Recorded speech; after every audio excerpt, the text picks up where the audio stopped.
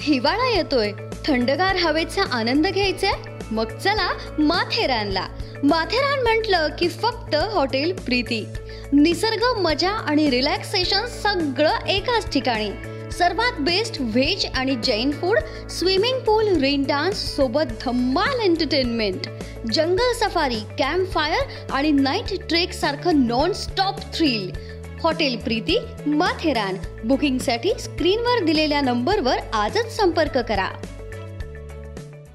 नेरळ कर्जत राज्य मार्गावरील चिंचवली इथं रविवारी सकाळच्या सुमारास झालेल्या अपघातात एक मालवाहू पिकअप टेम्पो पलटी झाला. सुदैवाने या घटनेत कोणतीही जीवितहानी झाली नाही, मात्र चालक किरकोळ जखमी झालाय. फरहान कुरेशी राहणार घाटकोपर हा चालक नोव्या कंपनीचं सामान घेऊन कर्जत मार्गे पुण्याकडे जात होता. दरम्यान मागून येणाऱ्या कंटेनरनं अचानक कट मारल्यानं पिकअपचं नियंत्रण सुटलं आणि टेम्पो रस्त्याच्या कडेला असलेल्या शेतात उतरून पलटी झाला.